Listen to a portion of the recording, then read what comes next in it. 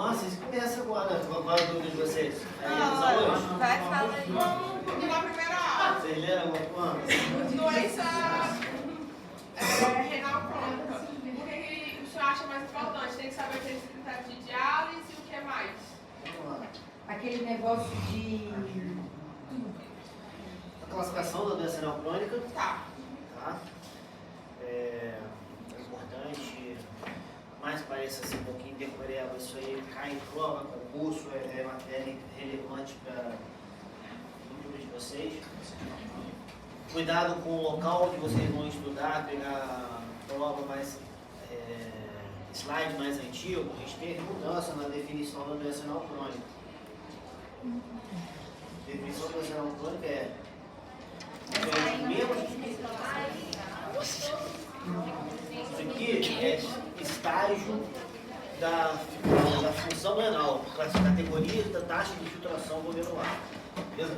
A doença renal crônica realmente que ele tem menos de 60 de clearance, tá? Ou seja, estágio 3 lá para baixo, e sinais histológicos de imagem laboratoriais de disfunção renal sustentada por mais de 3 meses. Essa aqui é a definição da doença renal crônica. Basicamente, o que eu escrevo aqui. Tem mais de 3? Sustentados por mais de 3 meses. Então, anormalidades estruturais, de imagem, sedimento urinário, até mesmo uma creatinina dosada mais de 3 meses atrás, já com alteração. Mas a gente chega no paciente da emergência e está lá 3 de creatinina. Se é uma lesão aguda, é uma lesão crônica, então você vai buscar se esse doente tem exame de 3 meses atrás, de 6 meses atrás de creatinina? Não. Tem alguma outra anormalidade em sedimento urinário, alguma outra alteração em exame laboratorial, por exemplo, um PTH alto, não me sugere uma doença aguda. Uma anemia não me sugere doença aguda. Ultrassom com rim diminuído de tamanho não me sugere uma doença aguda. Entendeu? E a definição da doença renal. E em estágios 1, 2, 3, 3A, 3B, 4 e 5, e cruzar com o prognóstico da doença renal. Esse prognóstico é o desfecho primário desse estudo. E o desfecho primário não foi morte, o desfecho primário foi doença renal crônica em estágio terminal, ou seja, em diálise. Significa o quê? Após 5 anos, comparando com um doente que tem 30 de clearance e tem menos de 30 miligramas de 24 de albuminúria, e o doente que tem 90 de clearance, mais de 9 de albuminúria. Eles têm, em 5 anos, a mesma chance de estar nesse estágio. Ou seja, para mostrar o quão importante a proteinúria na doença renal. E esse slide, essa classificação, tem sido muito utilizada não só em nefro.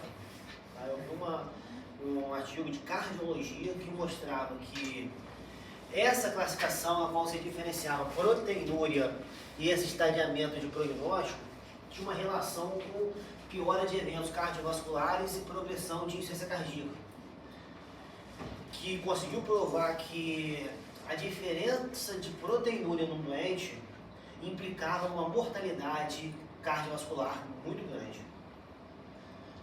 Para mostrar o quanto é relevante essa diferença de proteinúria com clearance de creatinina.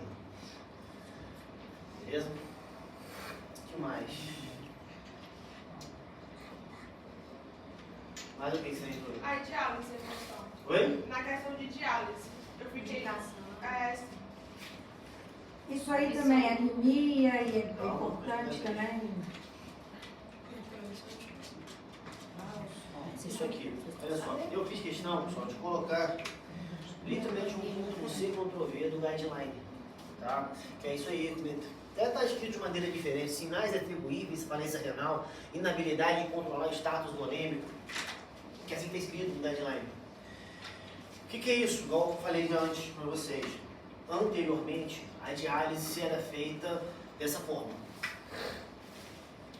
10 ml para todo mundo, 15 se for diabético ou doença vascular avançada. Tá? E tudo na ciência, a gente tem, quando tem uma informação, geralmente tem um questionamento. E foi o que foi feito. Alguém fez esse questionamento. E se eu não fizer dessa maneira? Vai ser melhor ou pior para o paciente? E aí tiveram alguns estudos que tiveram uma relevância estatística muito grande. O cara pegou literalmente, não vou começar a diária desse valor, vou tentar empurrar esse doente com a barriga o máximo que eu conseguir.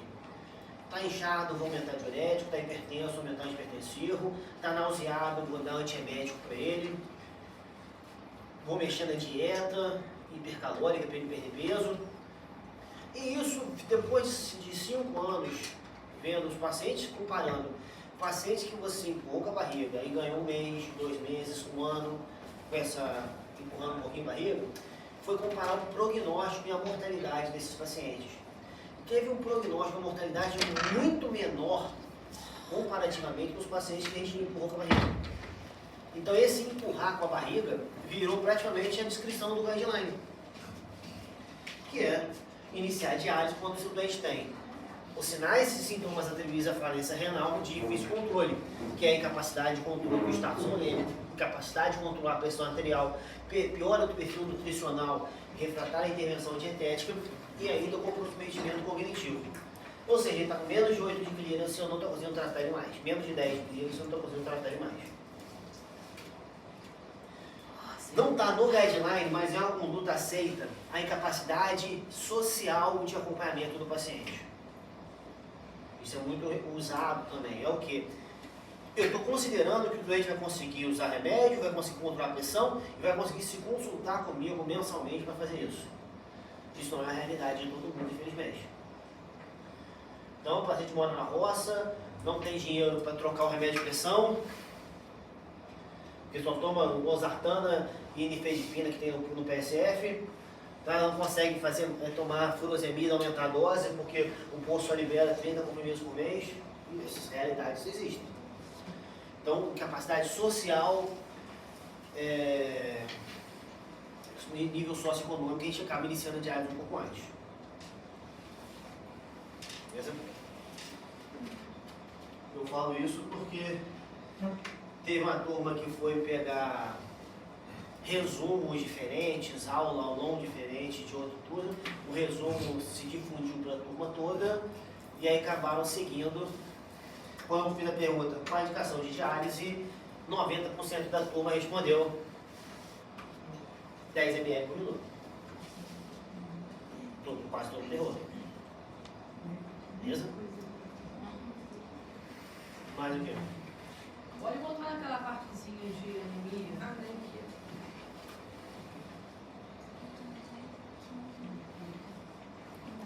Vamos lá.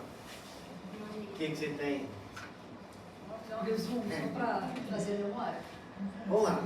O que acontece no paciente com doença renal crônica? Ele vai ter diminuição da produção de eritropoetina. Tá bom? A eritropoetina, ela trabalha impedindo uma morte prematura das hemácias. Com menos eritropoetina, mais morte prematura, ou seja, menos hemácias chegam na nossa circulação. Então, sem eritropoetina, anemia. Beleza? O nosso corpo tem um mecanismo compensatório. Você está morrendo mais células, eu vou produzir mais células jovens. Entendeu? Tem um livro que fala que é o exemplo dos peixes. O peixe produz 200 peixinhos para vingar 2 ou 3. Mesma coisa. Você aumenta muito a produção esperando que uma parte vai morrer, porque não tem eritropoetina. Quando você aumenta muito a produção, você cria uma deficiência de ferro. E aí uma anemia que tem um componente carencial também. Porque você não é um carencial por falta de ingesta, é um carencial porque você teve aumento de consumo. Entendeu? E é importante porque na imensa maioria dos pacientes, antes da diálise, só repor ferro é mais que suficiente. Porque o mecanismo compensatório do meu corpo utiliza aquele ferro em excesso que eu estou ingerindo a mais para poder produzir mais células jovens, mesmo considerando essa morte de hemácias. E aí compensando a anemia. Formas muito mais avançadas da doença, em que a eritropoetina é quase nula no meu corpo, eu vou estar fazendo anemia mesmo com o estoque de ferro alto. E aí, nessa situação, eu tenho que fazer a eritropoetina do meu paciente. Entendeu? Só que isso raramente ocorre antes da diálise. Por isso que o tratamento da anemia no doente pré-diálise é praticamente, quase sempre, só repor ferro. Beleza? Mais alguma dúvida aí? O que mais? Pergunta? Falei pra vocês darem a lida. Falei pra vocês darem. A minha dúvida Eu pensei na lida antes, que eu ia falar o que vocês tivessem dúvida, vai ficar repetindo todas as aulas.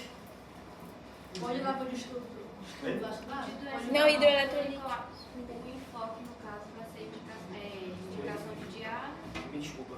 Oi? O enfoque, no caso, que a gente deve ter nessa renal crônica seria indicação de diálise. As partes mais importantes é anemia, estudo do cálcio fósforo, diagnóstico e quando que dialisa.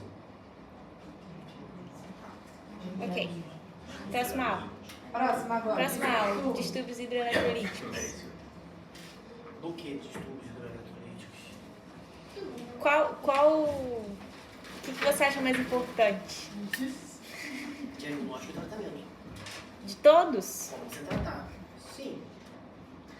O magnésio, a relevância dele está muito mais no seu atrapalhar a correção de outros distúrbios do que necessariamente em magnésio em si. Os sintomas são muito raros de ocorrer, geralmente só quando tem outros distúrbios, como o cálcio principalmente, para levar sintomas neurológicos, tá bom? Então, o magnésio você tem que entender que ele existe e suspeitar dele quando você está corrigindo um potássio, por exemplo, não está resolvendo. Está corrigindo um cálcio num paciente, não está resolvendo. Tem locais que quando vem distúrbios locais, profissionais, quando tem distúrbios de hipocalcemia ou hipopotassemia, nem dosa magnésio, já repõe magnésio de uma vez. Entendeu? É simples, quantidade pequena e não vai fazer mal. Então é rotina. Pediatria se faz muito isso, tá? Para crianças com diarreia, crônica, com potássio baixo, com desnutrição, muito comum você já fazer o magnésio e repor magnésio independente, sem dosar. Primeiro você passar um pouquinho da conta, repor um pouquinho mais, também uma hipermagnesemia vai dar sintoma nenhum, entendeu? Mas a relevância dele é nos seus outros estudos. Ver o que mais? Não vou cobrar fórmula de déficit de água livre, déficit de sódio, tá? Reposição de sódio, mas obviamente vocês saberem qual é o máximo que eu posso, por exemplo, repor de sódio para o paciente. Tá? 8 mEq 24 horas de 1 mEq por hora, além disso, estaria muito provavelmente matando o meu doente. Entendeu? Eu vou botar um cálculo para você fazer na prova, mas identificar que está errado, pelo menos isso. Certo? E o que mais? Potássio. Oi? Potássio. Tratamento da hiperpotassemia é importante. Oi? Tratamento da hiperpotassemia é importante. Eletrocardiograma, eu sei que é cardiologia, mas eu acho que o clínico deveria, no mínimo, saber o que é de eletrocardiograma. Se tem um infarto, se tem a fibrilação atrial e se tem um potássio alto. Então, um bloqueio ventricular, um flutter, são coisas mais específicas, mas eu acho também relevante. Mas pelo menos, identificar quando a gente está infartando, está com fibrilação atrial e está com potássio alto, é importante o clínico saber, o médico generalista saber.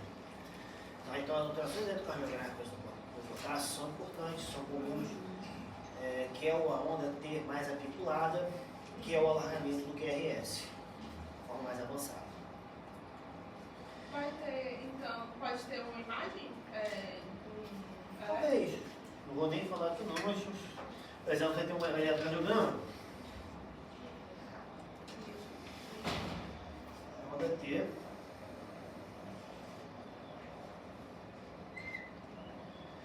Essa é a diferença. Você vai ter uma... Isso aqui é muito característico. Quando você observa, é muito comum. A gente, em emergência, a gente faz muito isso. Liga o monitor do doente, olha aquela onda T e já manda dosar um potássio. Muito comum. Você não precisa saber muita coisa. Da mesma maneira, você vê um cara, um supra do SP, uma coisa assim simples, você vai para o infarto. Coisa simples que é importante para vocês saberem. Mais ou menos. Cálcio. E o sódio também. Oi? O sódio já foi. É um cálcio mesmo. É cálcio. O que é do cálcio? Não, Que é importante. o que é importante saber? Tratamento da hipercalcemia, principalmente. Tá? Vai pensar em tratar em ingesta e eliminação do cálcio, igual a do potássio, tratar ingesta, remanejamento de potássio e eliminação. Ver como se faz, obviamente não dose da droga, tá? Mas a ideia é o que fazer. Por exemplo, potássio, quelante de potássio. A ideia é o que fazer, mas não o nome da droga. Polistireno, sulfonato de cálcio, ou glicosilicato de zircônio. Beleza? Mas quelante, a ideia do que é um quelante, vocês entendem. Sim. Serve para diversas situações. Tá? Quelante vai se ligar à droga e se eliminar das fezes. Isso, a gente usa isso no potássio e no cálcio. Então, o mais importante é o de sódio e de potássio, né? O magnésio, mais ou menos, e o cálcio. Talvez. Talvez. Agora, distúrbio os ácidos básicos. O que é os ácidos básicos? Então, você só vai cobrar a interpretação da gaso? Não, nós também teríamos que falar o diagnóstico. Ok. Sódio metabólico.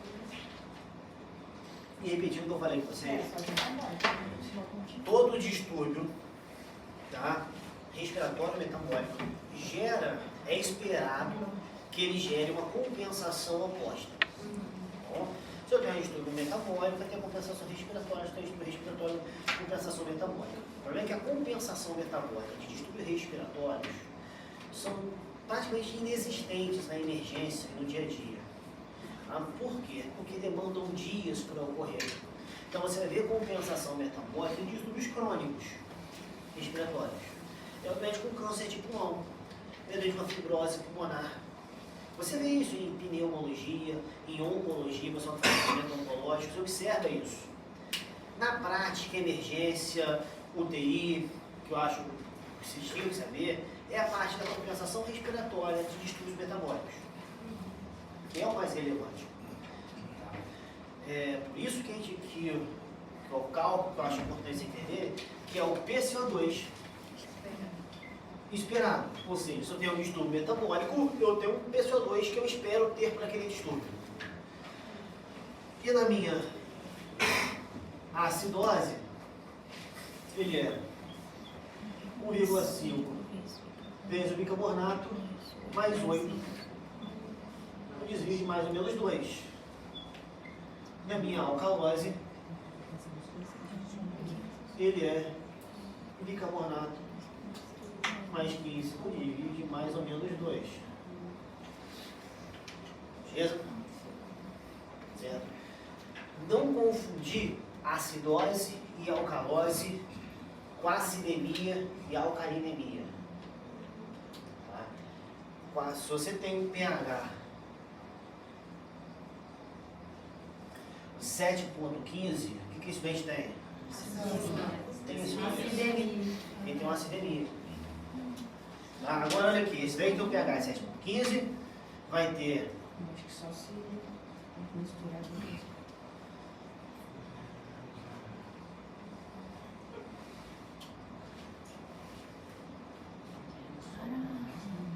Só pH é acidemia.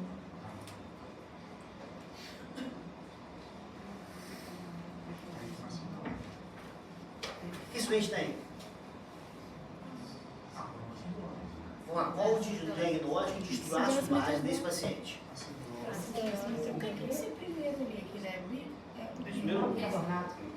Vamos lá, bicarbonato. Qual o valor do bicarbonato? 22 a 26. 22, 26. Tá alto. Bicarbonato alto é o quê? Alcalose. Beleza? Qual o PCO2 inspirado numa alcalose? É o bicarbonato mais 15, não é? Seguindo a fórmula, 45. vai dar 45. 43 a 46. 43 e 47. O PCO2 está acima ou abaixo de 47? Assim. Se está acima, eu tenho uma acidose respiratória. Então esse doente tem o quê? Alcalose metabólica e acidose respiratória. Então o diagnóstico desse doente é alcalose metabólica, beleza? E após a fórmula, que o meu PCO2 esperado deu 43, 47? É. 43 a 47 está acima do esperado e vai ter então uma acidose respiratória. Esse aqui é o distúrbio do meu paciente. Professor, Agora olha o pH. se o pH dele tivesse. Independe do pH. O pH me diz outra coisa do que distúrbio. O pH me diz se o sangue está ácido ou está básico. Não me diz o... Oi? Mas chega no mesmo chega no mesmo. Seria um distúrbio compensado se meu PCO2 estivesse aqui. Ah, dentro. Não. Dentro do esperado. O esperado é quando eu sei que tem um distúrbio só compensado. Eu fiquei pensando a mesma coisa. Entendeu? Nossa, como Esse está tentando compensar não existe. Não existe essa frase, está tentando compensar. O que você está olhando para a gasometria é uma coisa pontual. Agora não está compensado, daqui a meia hora pode estar. Tá? Mas agora não está. Correto? Isso que o dente está aí. Beleza? Tá aqui? Entenderam isso aqui?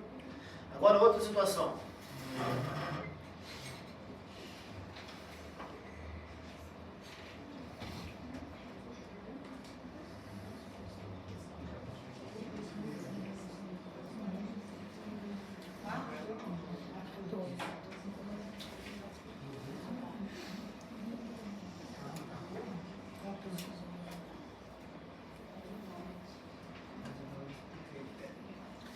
Qual o distúrbio desse paciente aqui? Acidose metabólica. pH, tá? O quê? pH normal. Os compostos você consegue ter um distúrbio com pH normal? Sim. É isso que eu estou falando com vocês. Entendeu? Agora vamos lá. Se eu tenho uma acidose, eu tenho que fazer o quê? Quanto que dá o PCO2 esperado para esse 14? Alguém faz aí no canetinho, no calculador.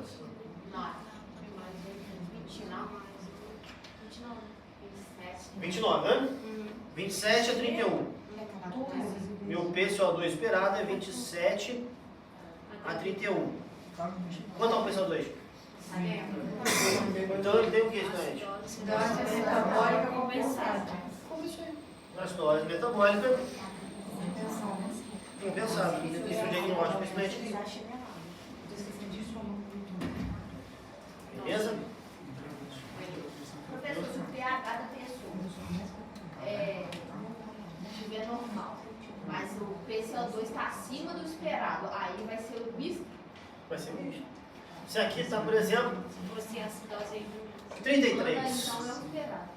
33. Eu teria uma acidose metabólica e uma acidose respiratória. Entendeu? Beleza? Bem? Não confundam o pH com o distúrbio. Muitas das vezes eles vão estar no mesmo sentido. E é imensamente mais comum disso ocorrer, tá bom? Na prática de vocês. Mas eu dei dois exemplos aqui que estão em sentido oposto e estão normal.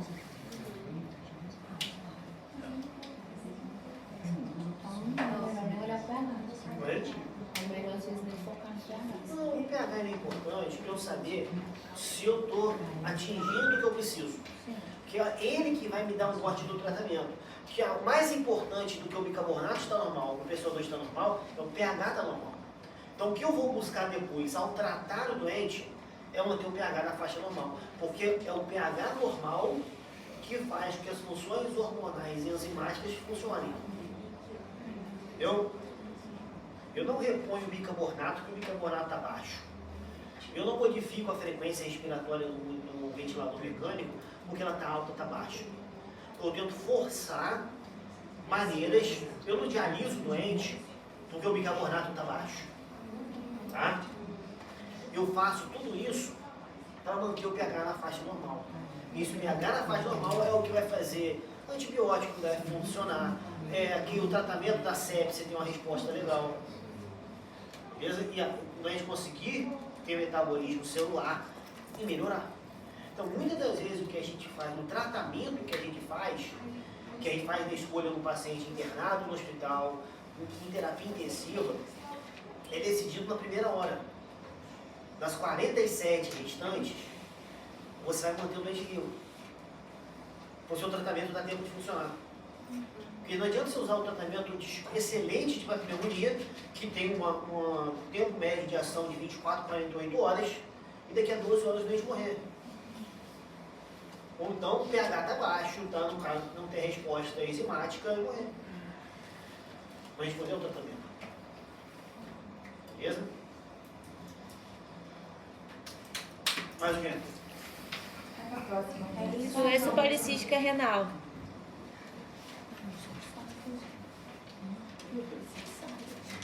Doença renal policística, para a prova, não vou cobrar, tá? Por quê? Eu coloquei aquela aula, não faz parte do currículo completo de graduação. Qual é o porém? Que cisto renal simples é uma coisa muito comum na população. Já teve época de ambulatório meu de 10 pacientes, 5 pacientes foram encaminhados para o especialista com cisto renal simples. O que é olhar e explicar para o doente que não tem, que não é nada, que não é doença, e ele embora. O cisto renal simples. O cisto complexo demanda investigação e tratamento cirúrgico quase sempre. E já a doença renal policística, que não é 1, 2, 3 cistos. São centenas e centenas de cistos incontáveis em ambos os rins, doença que começa na segunda década de vida, se estendendo até os 60, onde todo o rim é tomado por cistos. É uma doença genética, a terceira doença que mais leva o paciente em diálise no mundo, pede só hipertensão e diabetes, e isso é coisa diferente. Tá? Então, botei essa só para vocês entenderem que o cisto simples é uma coisa comum. Não demanda problema quase nenhum. Muito grande, pode romper. Se romper, quase nada a fazer. Tá? Mandar aumentar a ingesta de água para não ficar com sangue parado na bexiga e aquilo aumentar a proliferação bacteriana. Então, essa... Pode cortar. Ok. Agora e tu? É, isso aí. O quê? Que é muito Infecção do trato importante. urinário. Só tratamento que a gente precisa saber? Diagnóstico e tratamento de infecção urinária e principalmente também de bacteriúria assintomática. Ok. A indicação, né? Obviamente não vou comprar dose de remédio, tá? 400 miligramas, 12 em 12, 300, não é nada disso. Oi? Saber o medicamento só. Como é que... pessoal, só falar uma informação para vocês aqui. Preste atenção em 2 pontos que eu acho que é a maior parte do erro de vocês. Redação e interpretação de texto. A maior parte do erro de vocês é isso. Então, se eu pedir cite 3 indicações de biópsia, você me dá 5. Sendo que 2 estão erradas e 3 estão certas. É pra garantir. É pra garantir. Você concorda? Não concordo não. Discordo plenamente. Se eu pedir 3 indicações de biópsia, você deu A, B, C, D e E. D e E estão erradas. Aí você considera. Aí você considera. Metade da prova, metade da questão sobre Não. Isso aí é maldade. Não é maldade. Na teoria, essa questão está errada. A questão está errada. Quando o professor considera bem certo isso. Tá? Então, interpretação de texto.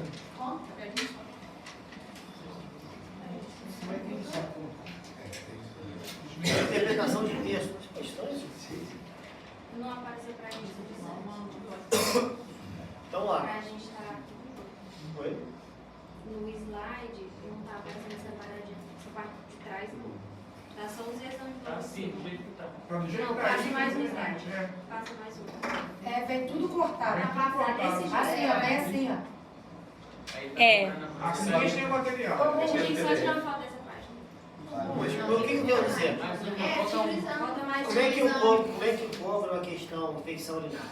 Vou dar um exemplo para vocês. O paciente, vou dar uma resumida, mas tem uma historinha melhor, elaborada. O paciente deu entrada com ardência, com um diagnóstico de pielonefrite. Você iniciou o tratamento de escolha. 3 dias depois, o paciente retorna com melhora dos sintomas e essa cultura. O que você faria? Mantém o tratamento.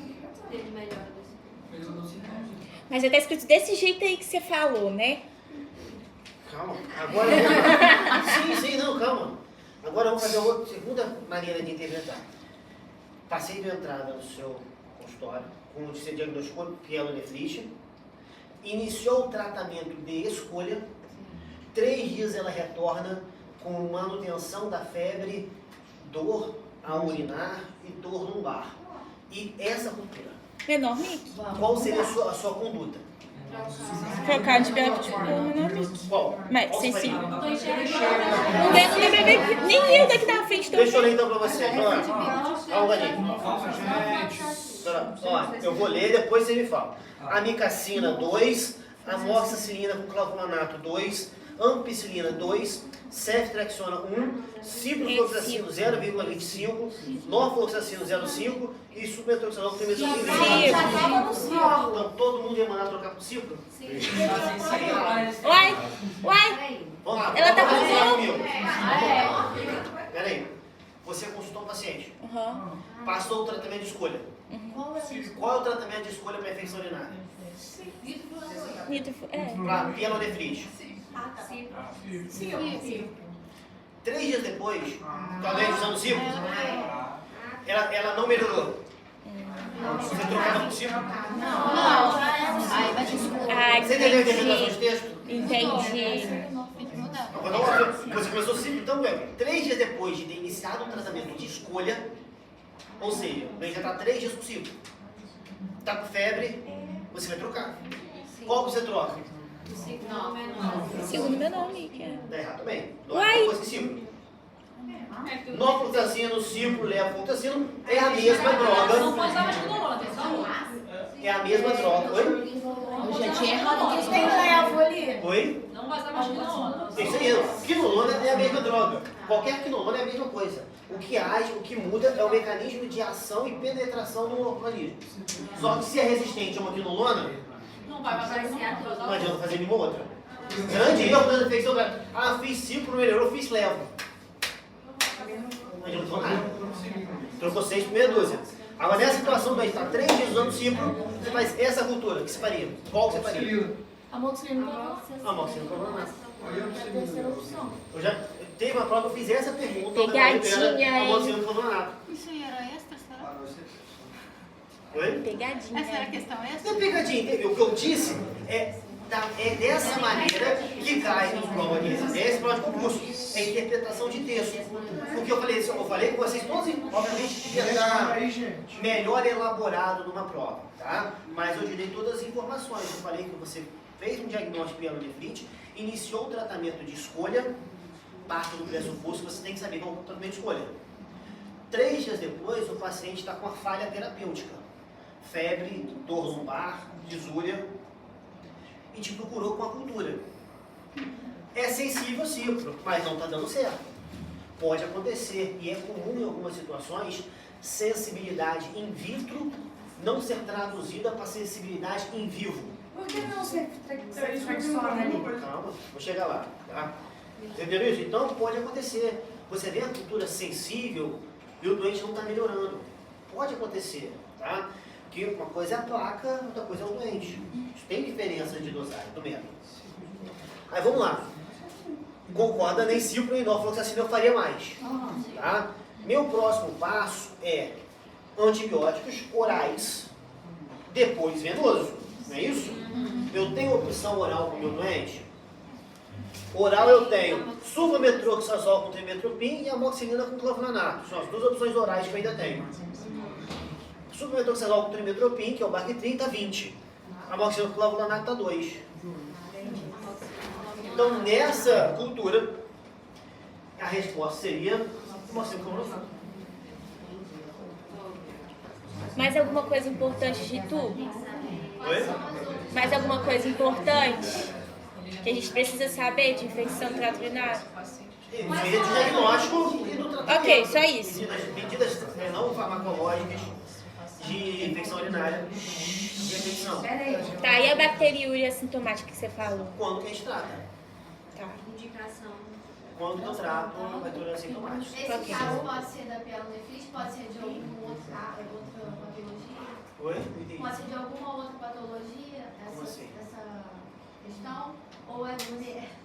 Vai ter que ser de tu, ué. Ninguém tá entendendo. Não, no caso dessa aqui, E ela entendeu, vai ser. cistite, pielonefrite, Você vai pedir se pode ser alguma outra ou vai ser pielonefrite mesmo, assim? não sei, ou cistite ou pielonefrite, vai depender de drogas diferentes, tratamento diferente. Na cistite ou bacteriúria assintomática, o tratamento é feito principalmente com a macrodantina ou fosfomicina. Na pielonefrite já é uma quinolona, cipro, normo, leva, não faz. Normo, quase nunca, mas... Então tem que saber também o que seria EP e o que oral. Não. Eu vou chegar a esse ponto com vocês. Não, eu dei exemplo aqui, tá? Tá. Não tem nem obrigatoriedade, não. Eu dei exemplo do exemplo, tá bom? Então, se a pessoa colocasse na prova ceftriaxona, você daria certo.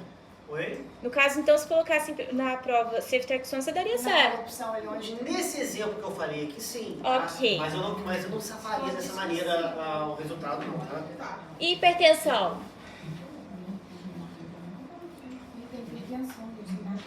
hipertensão e tem um outro mecanismo. Nossa, que tanto estranho. Vamos lá, hipertensão, mensuração da pressão arterial e as causas secundárias de hipertensão. FeO, paraganglioma, reno vascular e hiperal. Aí é o quê? Diagnóstico e tratamento? Sim, senhora.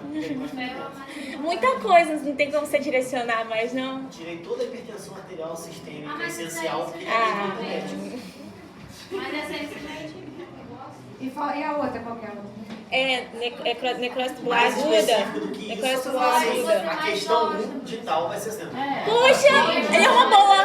É uma boa. Aqui, você podia falar com uma discursiva pra gente, hein? Daniel, uma discursiva. Fala aí só o tema assim, pá. Joga só de bobeira. Tá. Tubos intestinais. Essa é nova. Essa eu não conheço, não. Como é que tubo intestinal, ó? Essa eu não conheço, não. Sabe quando você fala assim? Necrose. Mas é NTA. Vamos lá. Pessoal, Gente do céu, gente. pessoal, as acidoses tubulares, que são Isso. doenças que por alguma desordem de absorção e secreção de H+, ou bicarbonato, geram acidoses sistêmicas.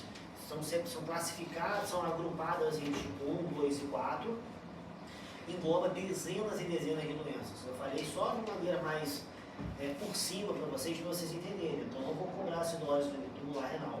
Tá? Cortou? Tem diversas doenças que englobam isso, é uma coisa mais específica. Só para vocês entenderem que funciona, conhecer, entender que existe. O que é importante são as nefrites intersticiais e as necroses tubulares agudas. A NTA e a NTIA. Beleza? Pode cortar, Maria Marlene, então. Então, Acidose tubular renal. ok, mas e a intersticial aguda aí vai manter? Nefrite intersticial e necrose tubular aguda. A necrose tubular aguda é a causa É. mais comum de insuficiência renal no hospital. Sim. A causa mais comum de insuficiência renal aguda que a gente tem é a necrose tubular aguda. O mecanismo de lesão por ela é a que quase todo paciente com sepsis se envolve. Você tem no hospital, quase todo uso de drogas e lesão renal é quase todas necrose tubular aguda. Então é importante entender como é que funciona o tratamento. Isso viria para vocês, no caso clínico, obviamente, identificar. Tá? E geralmente tem sinais e sintomas específicos de cada uma. Quanto a nefrite intersticial, por ser uma doença mediada por IgE, vai ter febre baixa, artralgia, exantema, presença de eosinófilos no sangue, na urina.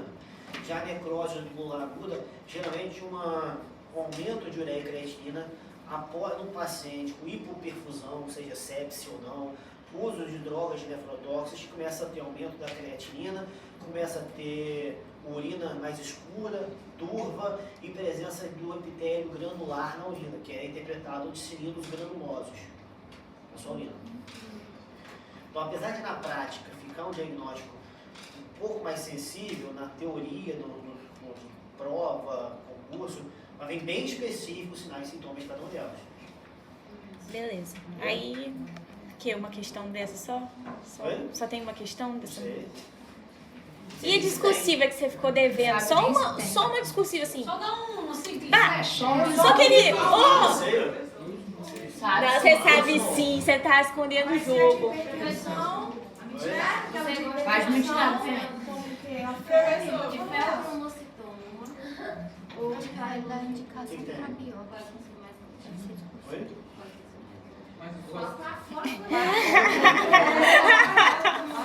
Paraganglioma é extra-suprarrenal. Quando é na suprarrenal é feopromocitoma. São tumores produtores de catecolaminas. Tá? Na imensa maioria, feopromocitomas. Paraganglioma segue um nome diferente fora do suprarrenal, mas tem a mesma função. São tumores que produzem catecolaminas, então você tem sua pressão muito alta de adrenalina, noradrenalina sendo eliminada de uma forma, muitas das vezes, intermitente. Tá bom? E isso pode ser exacerbado por um estímulo. Pode ser físico, pode ser emocional. Só que como você tem um tumor que libera catecolaminas, sua exacerbação vai ser muito violenta. Então, a doente está com pressão 12/8, começa com a dor de cabeça, vai medir a pressão para 30. Entendeu?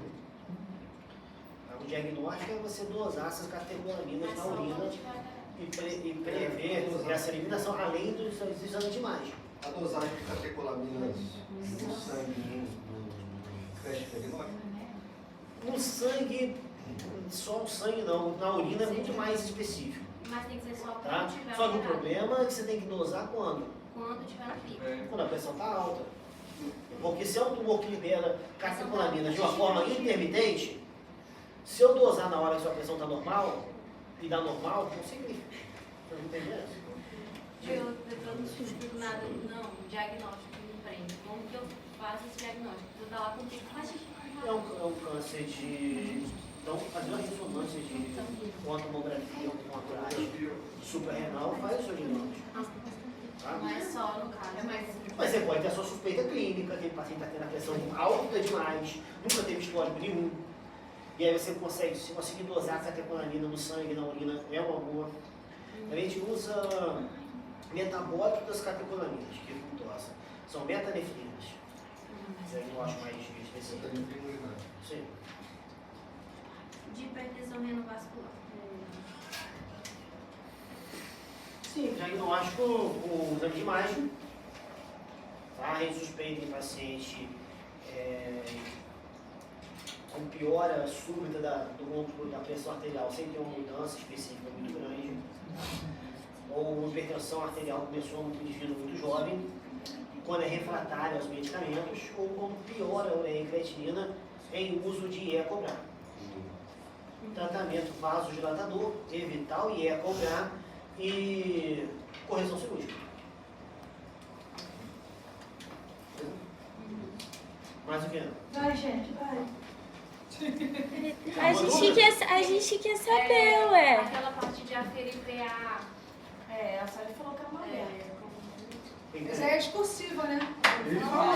Você tinha falado. Talvez sim, talvez não. Vai que tem uma probabilidade muito grande de cair a questão dessa na prova. E a extra? Meu Deus, eu nem sei mais. A extra? É extra. Dá um direcionamento. Qual foi a última pergunta? É daquele tipo, não, né? Com certeza. Doideira, aquela doideira doida lá. Então, a extra de 7 aí, dá uma aí. É, Da matéria? da matéria. Dá uma aí no N1. Oi? Dá uma aí, ó, da N1. Porque aí você... Da matéria, da matéria. Nefrologia e, nos últimos períodos, história da nefrologia. Não, vamos focar na matéria. Coloca uma da disciplina que você... É uma coisa que a gente não viu, poxa, já sei. Só resdaldo. Quem é a cor da Eu perguntei a qualidade uma vez, então eu perguntei qual apresentador brasileiro cujo pai é professor de nefrologia. Essa aí eu sabia. Marcos Mion. Você não colocou. Eu já mandei para uma antiga. Aí não adianta. Eu vou saber. Eu ia errar de Eu ia acertar essa. Eu hoje não sei Mas ele é 10 mil. 10 mil. 10 mil. Eu tô 10 mil. Ele é... Pelo menos da A e B, então, para os chutes ser. Tem livros? A e B, pois só duas alternativas. Não é possível. Qual é o nome do coordenador? Capaz eu errar. Quem vai saber? Qual é o coordenador do Fabio? Quem é o presidente da No papel ou na prática? Que é a seleção brasileira? Vai dúvida na hora. Não, O não, último não. jogador da seleção brasileira Não, fez mas jazz. você negócio de futebol. Veja. Caraca. Tá piorando. Só o jornal deve ser um monte. Faço ideia. Seja põe coisa de futebol. Põe artista, então. Você tá perguntando, pode. Ela que deu o exemplo lá de seleção brasileira. Quem foi? Ciências. Porque a bandeira do Cruzeiro é azul, sei lá, cor de estrela. Vou saber coisa de futebol. Põe da matéria. Ele tem uma acorde de quadril, se chama e fez gente, teve um cálculo tirar renal, tudo começou a daí. fazer Vai, o diálise. pessoal tá animado, né? Uns 3 meses, eu acho que nem da Falaram aqui, ó. Qual jogador tem mais valor e fez de arte? Aí a gente vai saber. Só o Lúcio ia acertar. Fala essa. Vai ser desse nível. O Lúcio colocava qual vai ser, eu não sei, mas tá na hora. Mas... Não, não coloca da matéria. Então dá Ajuda a gente. só A e B. A e B. Dá só opção A e B. Isso, pra gente não Quatro opções. Não, não, você não quer